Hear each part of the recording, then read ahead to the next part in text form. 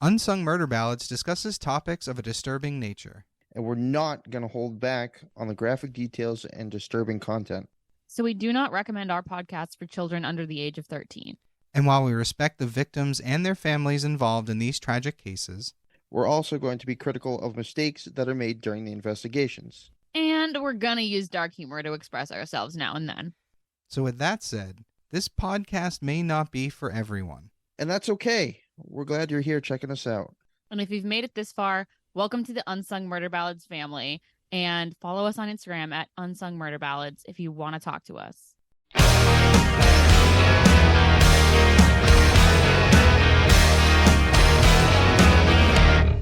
Hey everybody, welcome back to Unsung Murder Ballads. This is episode 79. I am Janus Dead. I'm Jameson Dead. And I'm Joyous Dead. And we have all three of us back for the first time in a while. Oh my God. Yeah, the crew's back together. United. And it feels so good, right?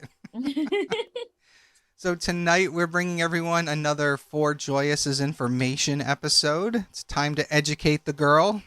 Please help me. I'm so stupid and young. All right, let's see what we're throwing at her today. It is Jeffrey Dahmer. Yeah. Come on, Jeffrey. Oh, this one's going to be good. So Joyous, I guess the real question is, what do you think you know about Jeffrey Dahmer?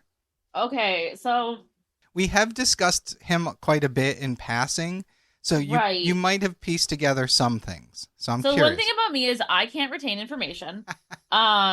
So unless it's direct and complete, I'm not going to remember it. I feel like Dahmer is famous for doing weird shit with his victims. Like, isn't he the guy who was like, I don't know, like making skin suits or some shit? Oh, no, you're thinking of Ed Gein. Oh. Yes, Look at that. Ed Gein is the one who made the skin suits. He's the one that inspired Texas Chainsaw Massacre, Psycho, and a handful of other horror movies. Oh, interesting. Okay, that's interesting. He is on the list, but he's not tonight.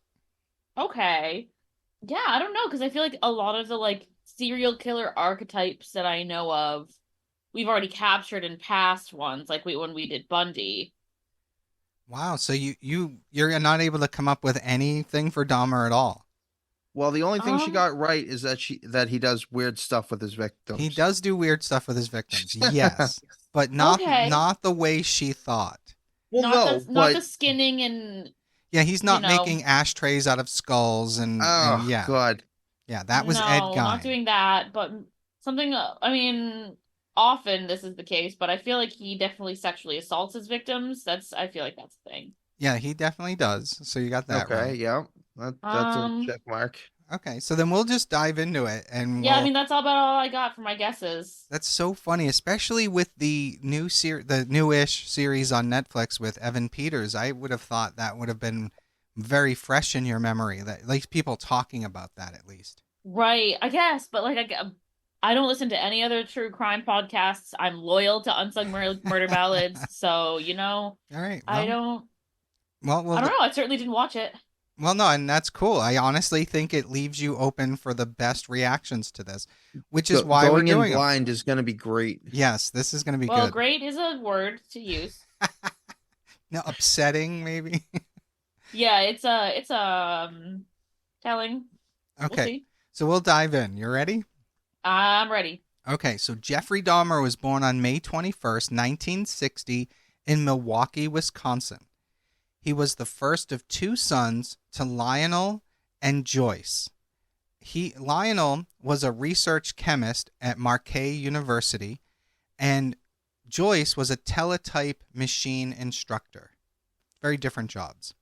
Yeah, but like just some normal people. Yeah, very normal, especially Midwestern people. Yes. Mm-hmm. As Dahmer entered first grade, Lionel's studies, because he was still also a student at this time, kept him away from home much of the time. Not the absent father. All right, let's rock. When Dahmer was at home, Lionel's wife, his mother Joyce, was a hypochondriac who suffered from depression, and she demanded constant attention and spent an increasing amount of time in bed. Mm-hmm. On one occasion, she attempted suicide using Equinil, a medication used for the treatment of symptoms of anxiety and nervousness.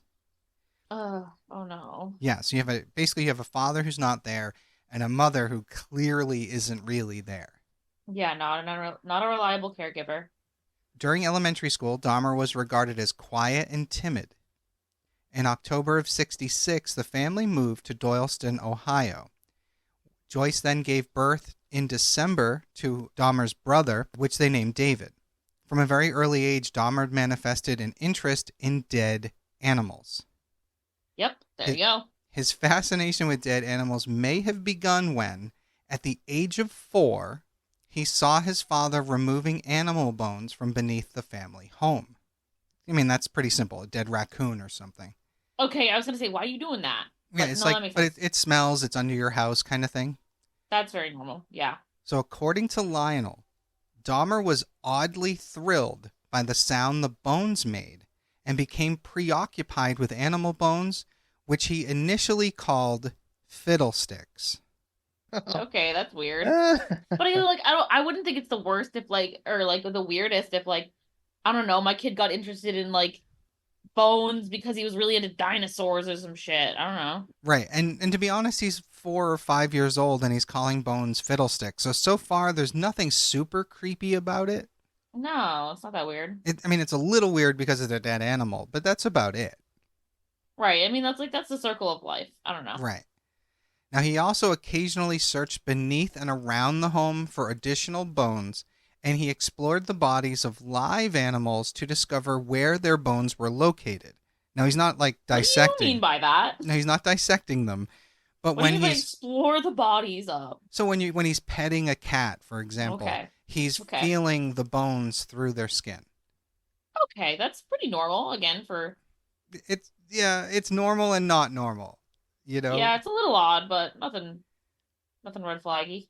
So in May of 1968, the family moved again to Bath Township in Ohio.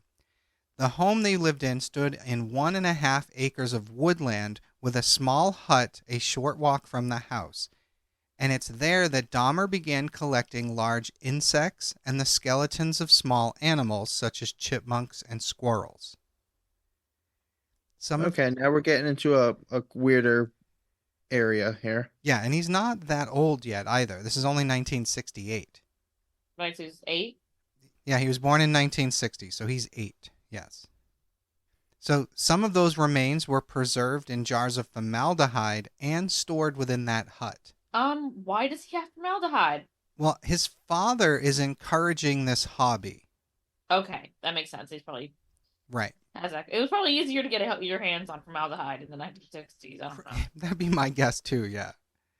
So 2 years later, during a chicken dinner, Dahmer asked his father what would happen if the chicken bones were placed in bleach. Lionel, pleased by what he believed was his son's scientific curiosity, demonstrated to him how to safely bleach and preserve the animal bones. Dahmer then incorporated this preserving technique into his bone collecting. Yeah, there's nothing normal about this anymore. I mean, it's not threatening or dangerous yet, but... No, it's just a little weird. I'd be like, okay, my son might have a little autism special interest in bones. That's interesting. I don't think I've ever thought of Dahmer as being on the spectrum, but he might be. Yeah, I mean, this is a very loose connection here, but given what I've seen so far, I'd be like, yeah, this kid, he's got a special interest. Yeah, I can see that. So Dahmer also began collecting dead animals, including roadkill, which he would dissect and bury beside the hut, with the skulls occasionally placed atop makeshift crosses. Wouldn't dissecting roadkill be just overkill? Well, I mean, you don't want to dissect them while they're alive. Well, no, but I mean... But I guess it depends on how damaged they were, like how flattened. Yeah. So according to one friend, Dahmer explained that he was curious about how the animals fit together, which is why he did it. So in one instance in 1975, Dahmer decapitated the carcass of a dog before nailing the body to a tree and impaling the skull on a stick in the woodland behind his house. Okay, this is where I draw the line. Yep. Yeah. Okay. This is only the beginning. Yeah, we're 9 minutes in. Well, I'm finally ready to say, okay, yes, definitely. This is where I would be like, what the fuck's wrong with you? Yeah, his father should have taken him to see somebody at this point. Yes. That same year, his father taught him how to preserve animal bones, and Joyce began increasing her daily consumption of equinil, laxatives, and sleeping pills, further increasing her distance from her husband and her children. Mm-hmm. And I just want to say, what a strange pairing of laxatives and sleeping pills.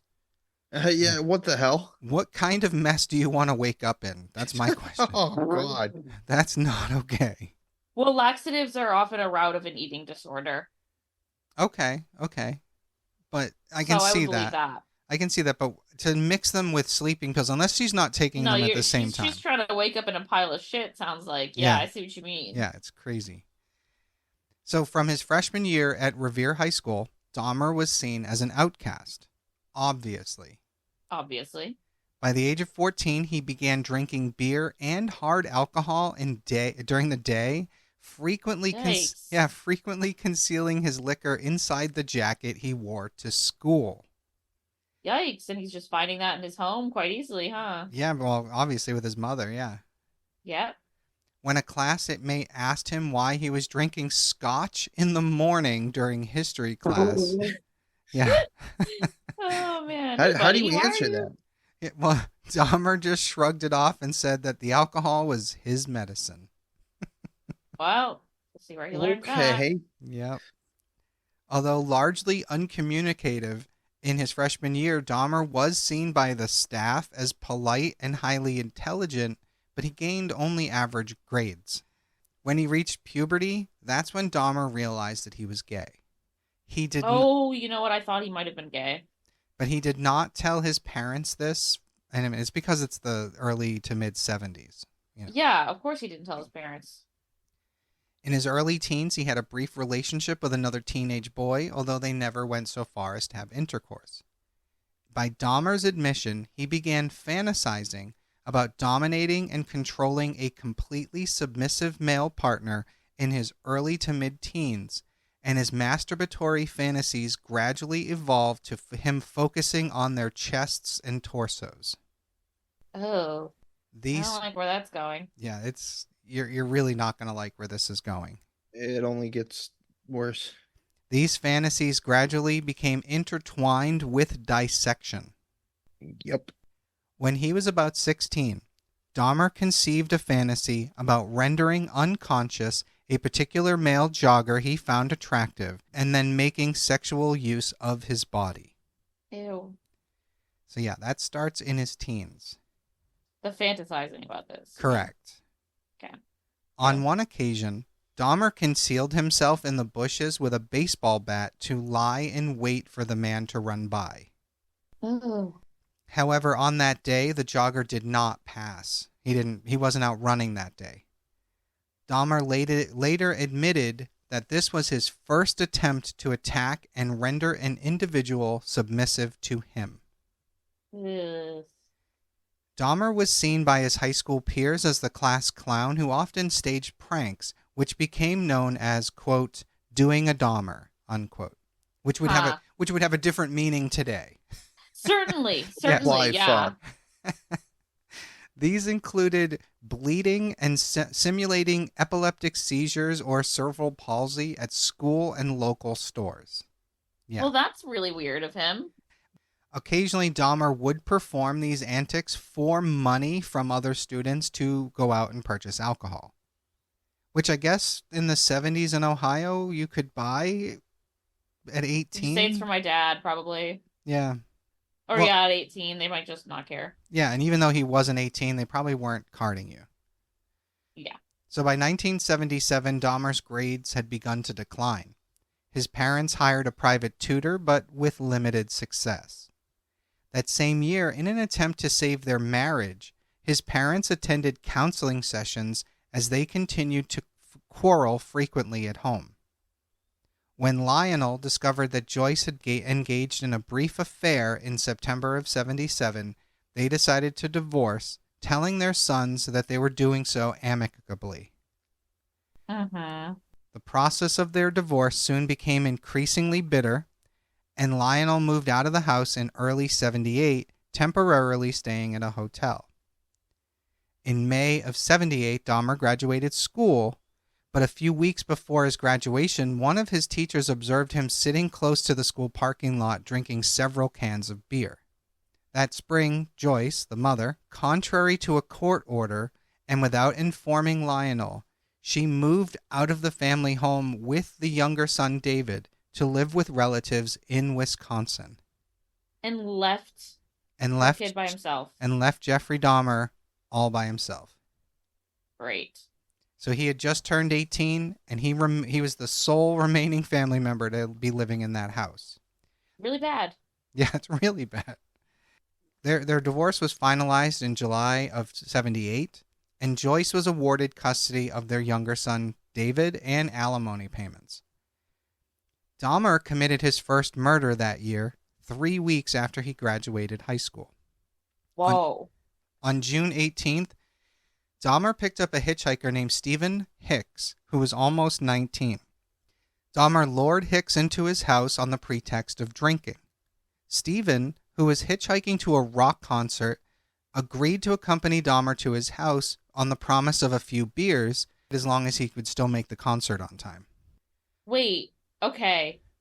I think I might have watched a couple episodes of this show because this sounds familiar. Okay, interesting. All right. So according to Dahmer, the sight of the bare-chested Stephen standing at the roadside stirred his sexual feelings. Although when he and Stephen began talking about girls, he knew that any sexual passes he made towards him would be rebuffed. Mm-hmm. After several hours of talking, drinking, and listening to music, Stephen wanted to leave to go to the concert, but Dahmer didn't want him to go. In response, Dahmer bludgeoned Stephen with a 10-pound dumbbell. Ugh. Well, that escalated quickly. He later stated that he struck Stephen twice from behind with the dumbbell as he was sitting in a chair. When Stephen fell unconscious, Dahmer strangled him to death with the bar of the dumbbell, then stripped the clothes from his body before exploring his chest with his hands and then masturbating as he stood above the corpse. Ew. Nasty. Gross. Hours later, Dahmer dragged the body to the basement. The following day, he dissected Stephen's body there and later buried the remains in a shallow grave in his backyard. Several weeks later, he unearthed those remains and pared the flesh from the bones. Ugh. He dissolved... Ew. Sorry, that was funny. He dissolved the flesh in acid before flushing the solution down the toilet. Ew. He then pulverized the bones with a sledgehammer and scattered them in the woodland behind his house. Well, I guess if you're trying to leave no evidence, that's the way to do it, huh? Yeah, honestly, if he didn't later confess to this crime, they probably would have never have known about it. Yeah, it just would have been another missing person. So Stephen's necklace and knife were used to dismember him and were both thrown in the West Bath Road Bridge into the Cuyahoga River. 6 weeks after the murder of Stephen, Dahmer's father and his new fiancée returned to the home where they discovered Dahmer had been living all alone. That August, Dahmer enrolled at the Ohio State University hoping to major in business. Obviously, his father is now pushing him down a path. Mm-hmm. So do you remember any of what we're talking about now, or was that just a random... Okay, just I curious. just have a few very visual, visceral memories watching this. There's something in an apartment. Yeah, so there's... And a guy who got away. Okay, so yes, so you're remembering more things now, and it's either from the recent show or there was a Dahmer movie that started the guy who played Hawkeye in the Avengers, Jeremy Renner. So it's probably one of those two things would be my guess. Yeah. So Dahmer's sole term at Ohio State was completely unproductive, largely because he persisted in his alcohol abuse. I'll do it. On one occasion, Lionel paid a surprise visit to his son, only to find that his room was just full of empty liquor bottles. Despite his father having paid for the second term in advance, Dahmer dropped out of Ohio State just after just 3 months, which would piss me off. Oh my God. Yeah. In January of 79, at his father's urging, Dahmer enlisted in the United States Army.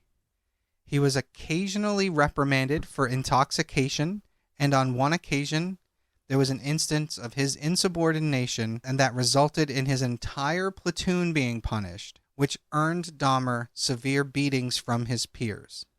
Yeah, that's a thing. I can only imagine how bad that must have been. Yeah, that's a thing. You fuck up and the whole group gets punished, you're fucked. Yeah, that makes sense. So, owing to Dahmer's alcohol abuse, his performance deteriorated, and in March of 81, he was deemed unsuitable for military service and was discharged from the Army. So he didn't last long. Now, what's fucked up is he received an honorable discharge. Damn, doesn't sound like he deserved it. No, definitely not. And basically his superiors did not believe that any problems Dahmer had in the Army would be applicable to the civilian world. So right, I guess he was just kind of insubordinate and an alcoholic. Yeah, but still, like, you don't deserve an honorable discharge. Like, I'm proud of my honorable discharge because I went through hell to get it, you know? So in March 24th, 1981, Dahmer was sent to Fort Jackson, South Carolina for debriefing, and he was provided with a plane ticket to travel anywhere in the country. And that's normal. When you get out, they let you go wherever you want. Dahmer later told police that he didn't think he could go home and face his father. So instead of going home, he opted to get a ticket to Miami Beach, Florida, because he was tired of the cold. And, you know, he decided he would just go down there and maybe live on his own means. That sounds reasonable. Yeah, I guess. It's kind of weird to go somewhere where you don't know anybody. You're probably going to end up homeless for a little bit. But, you know, I give him credit for trying. So in Florida, Dahmer found a job at a delicatessen and rented a room in a nearby hotel. He spent most of his salary on alcohol and was soon evicted from his motel because he wasn't paying the rent to live there. Dahmer initially spent his evenings on the beach as he continued to work at a sandwich shop until phoning his father and asking to return to Ohio that September. Now, we covered something that kind of touched on this. If you guys remember back in episode 25, the very first time each of us did a case, Jameson, you discussed Adam Walsh and how there was the possibility that Dahmer may have been the one to kill Adam Walsh. Yes, I remember that. Yep. That was because Dahmer was living in Florida, in Miami, at the time that Adam Walsh disappeared. So yes, that's the little bit of overlap right here. That's crazy. Yeah, but I think it's unlikely that Dahmer had anything to do with it. Well, yeah, it's just that they were grasping at straws at that point, I think. Yeah, but I mean, I give him credit for looking into it. So after his return to Ohio, Dahmer initially lived with his father and his stepmother and insisted on being delegated numerous chores to occupy his time while he looked for work. Dahmer continued to drink heavily, and 2 weeks after he returned, he was arrested for drunk and disorderly conduct. He was fined $60 and given a suspended 10-day jail sentence. So, damn. What does that mean, suspended? Basically, he didn't actually serve 10 days in prison. They just said, you're going to serve 10 days, but you're not actually going to do it. But if you break the law in a certain time frame, doing anything else, you have to go in and spend those 10 days in jail. Okay, gotcha. Yeah. So it doesn't really do much. Dahmer's father tried to get him off alcohol, but he was unsuccessful. In December of 1981, Lionel, his father, and his stepmother sent him to live with his grandmother in West Allis, Wisconsin. Dahmer's grandmother was the only family member whom Dahmer displayed any kind of affection towards. They hoped that her influence, plus the change of location, might persuade Dahmer to quit drinking, find a job, and live responsibly. Initially, Dahmer's... Oh, we know how that goes. Yeah, it never goes well. Dahmer's living arrangements there initially with his grandmother were harmonious. He even accompanied her to church. He willingly undertook chores, actively sought work, and abided by most of her house rules, although he did continue to drink and smoke. Mm-hmm.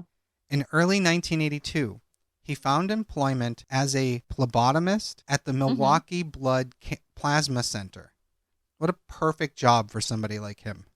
Literally. Yeah, no kidding. He poke needles in people all day. Right. He held this job for a total of 10 months before he was laid off. Dahmer remained unemployed for over 2 years, during which he lived upon whatever money his grandmother gave him. Shortly before losing his job, however, Dahmer had been arrested for indecent exposure. Oh, God. So on August 8th of 1982 at the Wisconsin State Fair, he was observed exposing himself to the south side of the Coliseum, in which 25 people were present, including women and children. Ew. In the show, he's pissing or jerking off or something. It's really funny. For this indecent act, he was convicted and fined $50 plus court costs. That's absurd. Yeah, the difference between doing that then and now, my Huge. God. Yeah. In January of 85, Dahmer was hired as a mixer at the Milwaukee Ambrosia Chocolate Factory, where he worked from 11 p.m. to 7 a.m. 6 nights a week with Saturdays off. Shortly after he started this job, an incident occurred in which Dahmer was propositioned by another man while reading in the West Allis Public Library. The stranger had given Dahmer a note offering to perform oral sex on him. Wow, that's what we're doing in the library in the 80s. Okay. Well, here's a twisted thing. I don't know if we've talked about this in the past on episodes, but there's a weird thing about libraries in the 80s. Because when I was I think I was a freshman in high school, I went down to the public library in Worcester, Massachusetts, and I was propositioned by a guy. What the heck? I'm not kidding. And I know I think we talked about libraries on the Betsy Ardsma case. Yeah. But like, I literally was just sitting there and some guy was clearly hitting on me. And Ew, what the fuck? Yeah, and I got up and was like, yeah, I'm out of here. And I started to leave. And as I'm walking away from him, he just goes, do you want to get your rocks off? Ew. Oh my And God. it happened so quick and so casual that I just turned my head and said, I was like, just no thank you. And then he was like, and then he yells louder at the library. He's like, I'll suck your dick. Ew. What the fuck? I kid you not. I turned around and I just unloaded on the guy. I just hit him with a barrage of words that I would not say today because I have more respect for the community. Mm-hmm. But in that moment, I gave him both barrels in the library. Absolutely. Yeah. It was so bad. Oof. Yeah. Fucking crazy. And this was when you were in high school? Yeah, I must have been about 14 or 15. And that's extra fucking disgusting, because then that's an adult man. Yes, because he is easily in his 30s, if not older. Ew, fucking gross. So although Dahmer did not respond to this man's proposition, that incident stirred the fantasies of control and dominance that he had developed as a teenager, and he began to familiarize himself with Milwaukee's gay bars, gay bathhouses, and bookstores. I bet he did. He also stole a male mannequin from a store, which he briefly used for sexual stimulation. Oh my God. Until his grandmother discovered it, stowed in his closet, and demanded that he get rid of it. How embarrassing must that be? Holy crap. At least, I mean, it's funny because I don't know what I'd be more embarrassed about. A male mannequin or like a blow-up doll. Right. Yeah. 'Cause I feel like you could maybe God. have some plausible deniability with a mannequin, but I don't really know how. right. You could be like, I was trying to design my own clothes or something, you know? I was gonna do an art project. Yes. I don't know. But with a blow-up doll, there's only one use for that, you know? Right. But then again, I don't know if he would be able to find a male blow-up doll. I don't know what life was like in the 80s. I actually don't really know what adult life was like before gay marriage was fully legal, so I don't know. Yeah. Well, to be fair, I'm sure the gay blow-up dolls existed, and I'm sure the stores to buy them certainly existed, but whether or not you would buy them and actually use them would be the real question, you know? Right. I don't know if anyone actually uses blow-up dolls or if it's just a gag gift. That's a good question. I don't have an answer for that. Guess we'll never know. Yeah, I don't want to know. You're right. I don't really want to know either. So by late 1985, Dahmer had begun to regularly frequent the bathhouses, which he later described as being relaxing places. But during his sexual encounters there, he became frustrated because his partners were moving during the act. Oh no. Oh no. Yes. Oh no. Sorry, I shouldn't laugh at you, but it's so funny. So following his arrest, he stated that he trained himself to view people as objects of pleasure instead of people. That's just Gross. awful. I mean, sounds like a man, not gonna lie, but Fair. I'll give you that. So for this reason, beginning in June of 1986, he administered sleeping pills to his partners, giving them alcohol laced with sedatives. gross. He would then wait for his partner to fall asleep before performing various sexual acts. That's so fucked up. Yes. To maintain an adequate supply of this medication, Dahmer informed doctors that he worked nights and required the sleeping pills to adjust so that he could adjust to his schedule.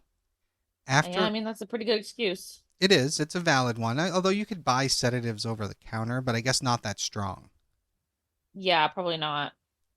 After approximately 12 such instances, the bathhouses administration revoked Dahmer's membership, and he had to start using hotel rooms to continue this practice. Wait, he was doing this at bathhouses? Yeah, so these bathhouses also provided rooms. Oh, okay, because they were It took him long wink enough. I bathhouses. mean, come on. Yeah, these were bathhouses back then, because being gay wasn't, I don't know if it was illegal, but it wasn't accepted. So they had these rooms. It was like a spare bedroom, so to speak, but it was full of spare bedrooms. It was just like, yeah, it was essentially like an hourly hotel. Yeah, like a brothel. Yeah. Yeah. So shortly after the bathhouse memberships were revoked, Dahmer read a report in a newspaper regarding an upcoming funeral for an 18-year-old kid. He conceived the idea of stealing the freshly interred corpse and taking it home. Ew. Right. According to Dahmer, he attempted to dig up the coffin from the ground but found that the soil was too hard and abandoned his plan. Oh, and how horrific for the family to find that grave defiled. Well, they may not have, because a lot of cemeteries have groundskeepers, so it's probably the groundskeeper who found it and just quickly filled it in, because you don't want that kind of problem. That's true. And if it's the fresh, ew, I hate to say that, like freshly buried, then I guess it wouldn't be that hard to cover it up with more dirt. Yeah, exactly. I mean, if it was an older one, it would be real obvious. But to be fair, I don't think Dahmer understood how hard it is to dig 6 feet down. Right. It's not easy. Yeah, movies make it look like you can do it in an hour, but no, you can't. Mm-hmm. So and you know this because you've done it. No, I know this because if you read Stephen King's Pet Sematary, he goes into great detail about how long it took that dude to dig up his son's body. Fair. Just saying. So on September 8th, 1986, Dahmer was arrested upon a charge of lewd and lascivious behavior for masturbating in the presence of 2 12-year-old boys. Gross. As he stood close to the Kinnitic River. And I'm not kidding, that's how Kinnitic. That's the name. That wasn't me stuttering. Interesting. He initially claimed that he had been merely urinating, unaware that there were witnesses, but soon confessed to the offense. I was going to say, that's a really thin bullshit excuse. Yeah, I mean, the kids aren't stupid. They know what you're doing. Exactly. So the charge was changed to simply disorderly conduct on March 10th, 1987, and Dahmer was sentenced to 1 year probation. The fuck?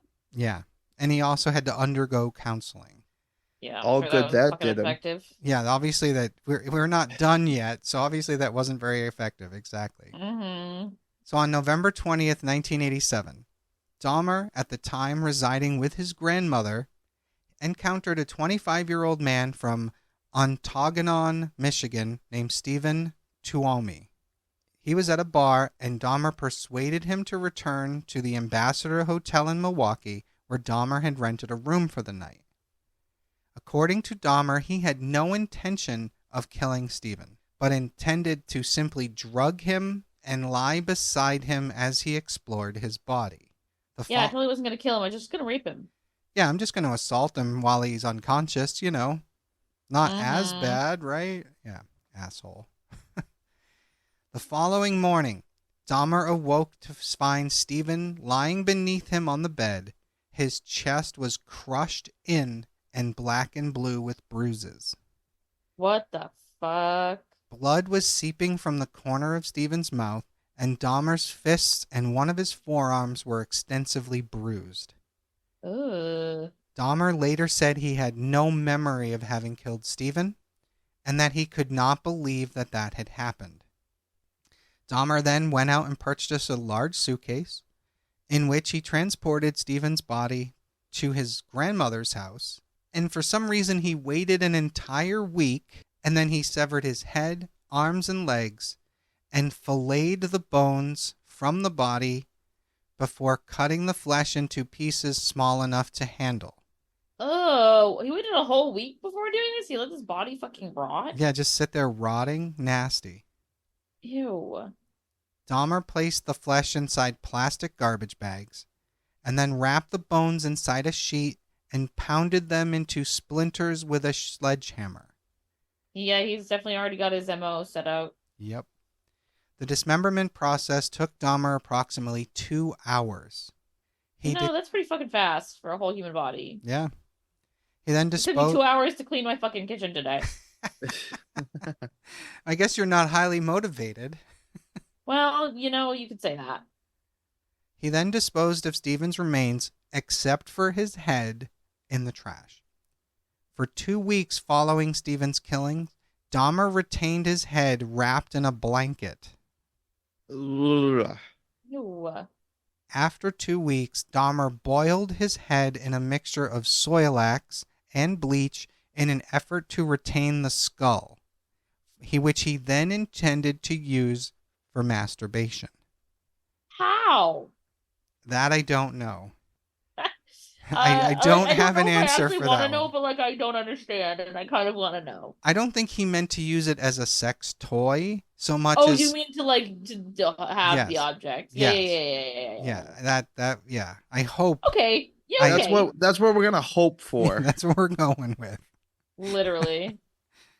So eventually, the skull became too brittle by the bleaching process, and Dahmer was forced to pulverize it and dispose of it.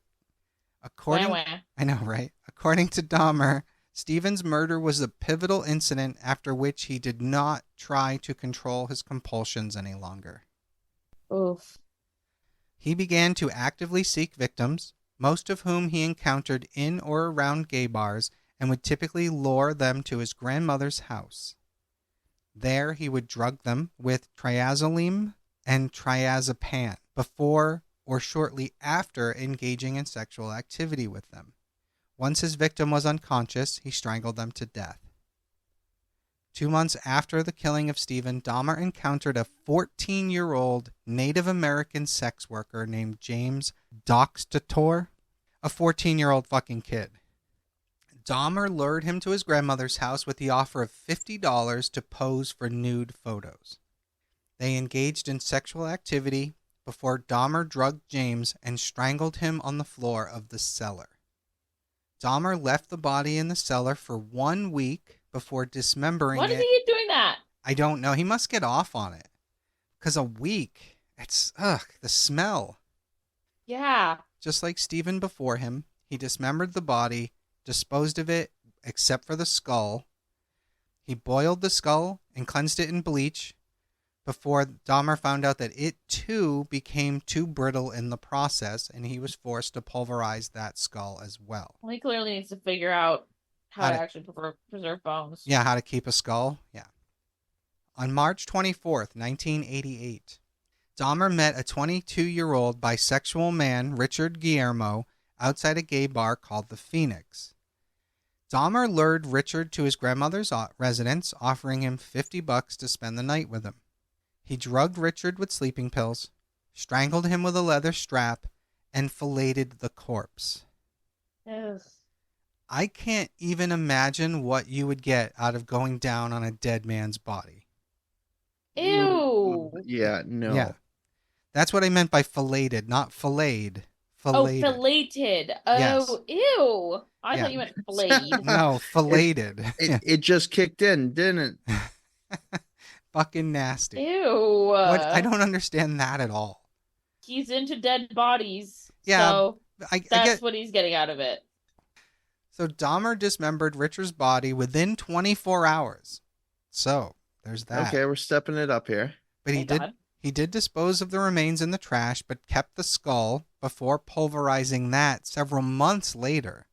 Oh my God. So he Weird. must have He's figured being out. weird as fuck with these skulls. Yeah.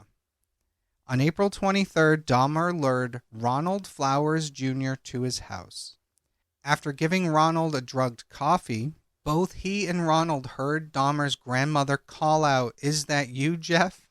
Although Dahmer replied in a manner that led his grandmother to believe he was all alone, she realized that he wasn't alone.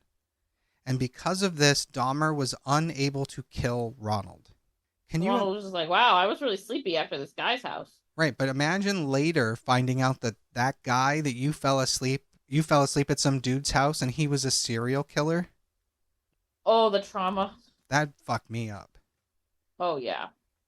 In September of 88, Dahmer's grandmother asked him to move out, largely because of his drinking, his habit of bringing young men to her house late at night, and the foul smells coming from the basement. Yeah, girl. She's right for that. Yeah, hell yeah. I'm surprised it took that long for them to bring up the smells. I mean, that's not the only time that's going to happen in this story either. Oh, I know. I'm well aware, but I mean, just like in general, like that one location. Yeah, you'd think, you'd question it, but I don't They're know. after keeping these bodies for fucking weeks. Weeks, yeah. So Dahmer found a one-bedroom apartment at 808 North 24th Street and moved into the residence on September 25th. 2 days later, he was arrested for drugging and sexually fondling a 13-year-old boy whom he had lured to his home on the pretext of posing nude for photos. Dahmer's father hired an attorney named Gerald Boyle to defend his son. At Boyle's request, Dahmer underwent a series of psychological evaluations prior to the court hearings. The evaluations found that Dahmer harbored deep feelings of alienation. A second evaluation 2 months later revealed Dahmer to be an impulsive individual, suspicious of others, and dismayed by his lack of accomplishment in life. Which, geez, that sums up so many people I know. Yeah, it's like this doesn't feel abnormal at all. Yeah. His probation officer referenced a 1987 diagnosis of Dahmer suffering from a schizoid personality disorder for presentation to the court. On January 30th, 1989, Dahmer pleaded guilty to the charges of second-degree sexual assault and the enticement of a child for immoral purposes. His sentencing was suspended until May. This was January. So for some reason, he's found guilty, but we're going to wait 5 months to give you your sentence? Yeah, that's weird. It's very weird. So on March 20th, before the sentencing, Dahmer commenced a 10-day Easter absence from work, during which he moved back into his grandmother's home. 2 months after he was convicted and 2 months prior to his sentencing, Dahmer murdered his fifth victim. Oh my God, he's literally waiting for sentencing and he's murdering more. Crazy. Yep. He murdered 24-year-old mixed-race aspiring model Anthony Sears, whom he met at a gay bar on March 25th. According to Dahmer... God, that's terrifying. And I bet you all these gay men are disappearing in the same area, and no one cares because they're gay. And I haven't said this yet, but most of them are also African American. Of course. Yep. Extra no one cares. Yep. So a minority within a minority. Yep. That is so fucking sad. It's ridiculous. And it was the 70s, 80s, so you're right. Nobody gave a shit. Yeah, actually, like, nobody gave a shit on two levels. This is already, like, I mean, I guess this isn't quite AIDS epidemic yet. We're but... about to hit that point, yes. Oh, okay, well, there we go. Yeah. So, Right, yeah. and a new level of homophobia that arises from that. Oh, God, yeah. And at that point, so I remember it so well. People saying that they got what they deserved. It was God's wrath, yada, yada, yada. Yep. So, according to Dahmer, on this particular occasion, he was not looking to commit a crime. However, shortly before closing time that evening, Anthony just started talking to him. Dahmer lured Anthony to his grandmother's home, where the pair engaged in oral sex before Dahmer drugged him and strangled him. Ugh. The following morning, Dahmer placed the corpse in his grandmother's bathtub, where he decapitated the body before attempting to flay the corpse. Flay, not fillet. Flay. Yeah, okay. Okay. Clarifying. Which is different from fillet. It's a little confusing. I guess I shouldn't have played with my alliteration so much. No, that's okay. He stripped the flesh from the body and pulverized the bones, which he then disposed in the trash. According to Dahmer, he found Anthony exceptionally attractive, and Anthony was the first victim from whom he permanently retained any body parts. Interesting. He preserved Anthony's head and genitalia in acetone. Woo. And stored them in a wooden box, which he placed in his locker at work. No. Right? Can you imagine? Like, No. a locker search at work? What? And they find a penis in a jar. So when he My moved... dick in a jar. Sorry. Yeah, that's funny, though. So when he moved to a new address the following year, he took those remains there. On May 23rd, 1989, Dahmer was sentenced to 5 years probation and 1 year in the House of Correction with work release permitted so that he could keep his job. The hell? So he's like in jail, but he leaves to go to work? Correct. So he's in jail for 1 year, but leaves to go to work every day. Interesting. Yep. I've never heard of that before. And no, that's actually a thing. I used to work at a restaurant where some of the staff was from a local prison. Oh, interesting. Yeah, it's like super low security. It was cheap labor, I guess. Exactly. And the company gets a tax break for doing it. 100%, yeah. Dahmer was also required to register as a sex offender. Finally. 2 months before his scheduled release, Dahmer was paroled early, so he got out a little earlier than he needed to. His 5-year probation imposed in 1989 started at that point. Dahmer temporarily moved back in with his grandmother. Oh my god, again. Yeah, his grandmother's so tired of his shit, for this sure. poor woman, exactly. On May 14th, 1990, so we're in the 90s now, Dahmer moved out of his grandmother's house and into 924 North 25th Street, apartment 213, taking Anthony Sears' mummified head and genitals with him. Come on. How that went unfound for the time he was in prison blows my mind. Maybe he kept it stashed somewhere? Yeah, like I just don't get it, because he had his own place. Did his parents just pick up this? I mean, maybe it was in a locked box and they never bothered to open it. Yeah, they probably didn't go through his stuff. Must not have, because that's bizarre. Imagine if you hired movers and they're like, okay, where do you want this? Or the box broke open on the truck ride there. Oh my god. Like, why does it smell like formaldehyde? What is that? That'd be amazing. You're expecting like a dead squirrel or frog and it's a dude's head. And cock and balls. Right? Ugh. No, thank you. So, although his new apartment was located in a high crime area, Dahmer was close to his workplace, the apartment was furnished, and it only cost him $300 a month with bills. So, it was economical for him. And to be honest, $300 a month for an apartment sounds amazing. It sounds incredible, yeah. Yeah, you just might not wake up the next morning, you know? That's very Well, true. you know, that's what he's hoping for his visitors. Right? Oh, good point. Yep. Within 1 week of moving to this address, Dahmer killed his 6th victim, Raymond Smith. Ugh. Raymond was a 32-year-old sex worker whom Dahmer lured to his apartment with the promise of $50 for sex. Now, again, I know we just talked about how cheap apartments were. $50 for sex also sounds really low for me, but I was gonna say, why is he lowballing all these people? Like, what the hell? yeah, I don't know. Low balling. Sorry, I actually don't know how much it costs. How much sex costs? I don't know. Well, That does sound really cheap though.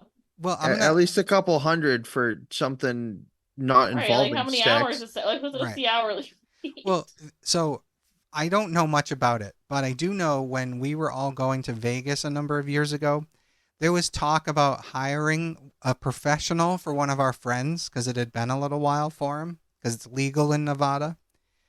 And it was thousands of dollars. Thousands? Thousands of dollars. I guess legal regulated, there's probably taxes on it. Yeah, who knows? So if you start there and figure out what someone's probably charging on the street, maybe, I mean, $50 sounds cheap even for oral sex. Right. In my opinion. But knowing how men are and assuming gay men aren't that different, No, they're not. yeah, so you're going to get paid for sex, something that you're going to enjoy anyway. Whereas with a woman, yeah, you're getting paid for it, but you're probably not enjoying much of it. No, it probably sucks. Right. So I think that's the difference. So maybe $50. Is Dahmer, What's that? was he like attractive or charismatic in any way? Like, So he was very skinny. He had blonde hair. All the pictures of him show him kind of greasy looking. He had glasses. He wasn't particularly attractive, but he wasn't particularly unattractive. Like Okay. Evan Peters on the show is a hot Dahmer. Like Dahmer Gotcha. didn't look that good. Dahmer just strikes you as a guy who needs to take more showers. It's a Right. great descriptor. Okay, so back to this. Inside the apartment, Dahmer gave Raymond a drink laced with 7 sleeping pills. Jesus Christ, He overkill. wanted to make sure that this one was out. Yeah. And then he manually strangled him. The following day, Dahmer purchased a Polaroid camera with which he took several pictures of Raymond's body in suggestive positions before dismembering him in the bathroom. Ugh.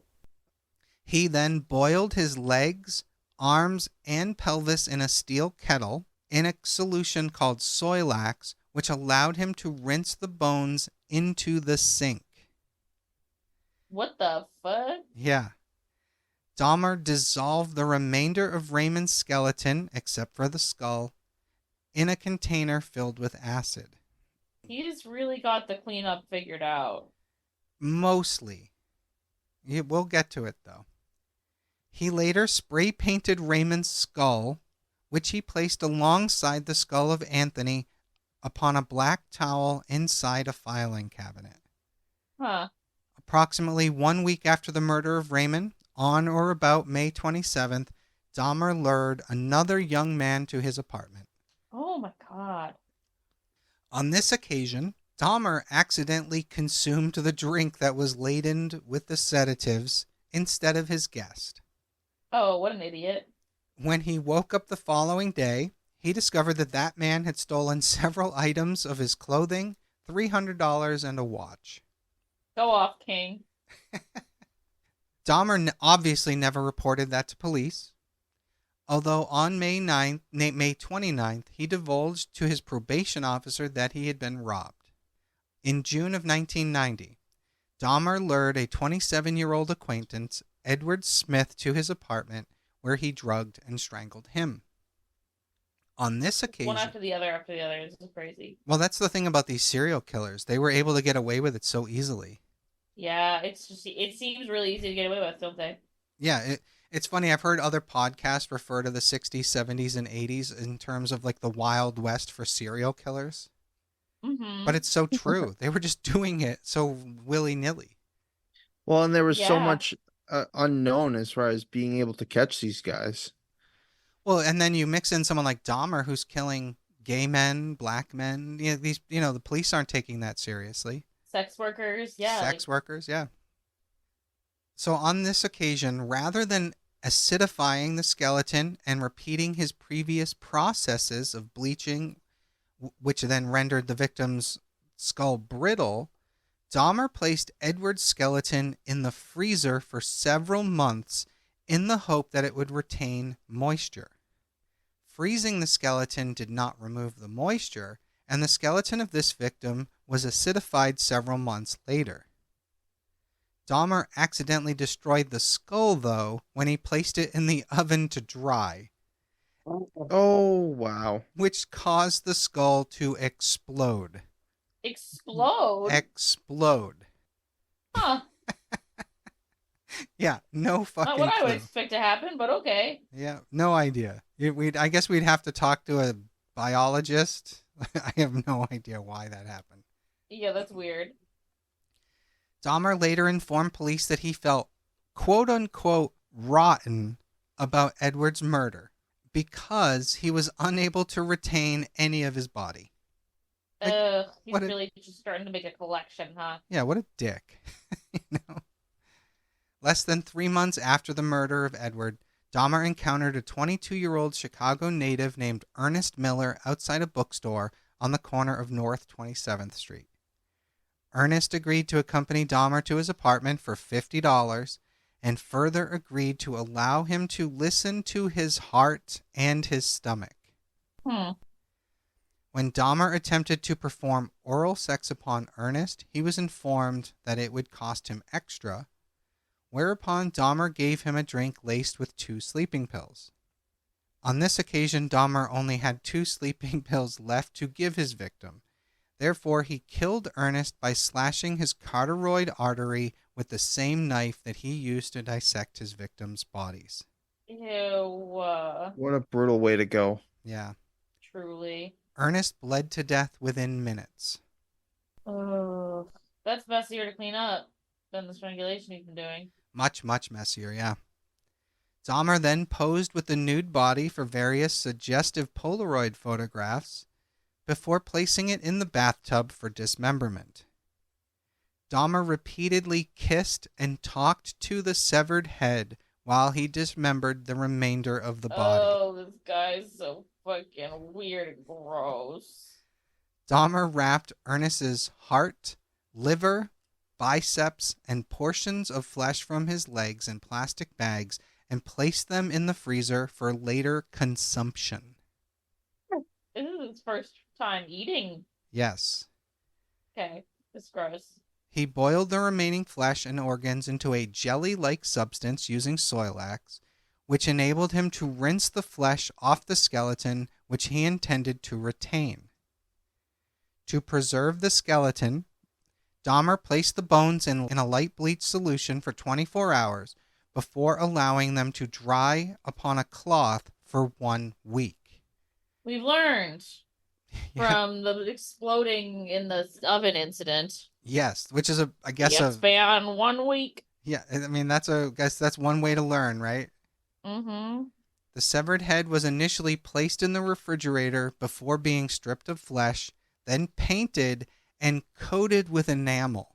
Huh, he's really getting crafty with it, huh? He is getting very good with it. And it's funny because I paint miniatures. I mean crafty as in he's like doing arts and crafts. Well, yeah, that too.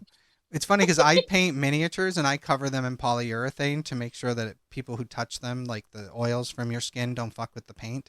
He's figured the same thing out with the skulls. Yeah, so he can touch them. Gross. All right, so that's where we're going to end part 1 of the Jeffrey Dahmer case. So everyone listening at home, please join us again next week for the rest of this story, this case. Once again, I am Janus Dead. I'm Jameson Dead. And I'm Joyous Dead. And we'll see you next week. Bye!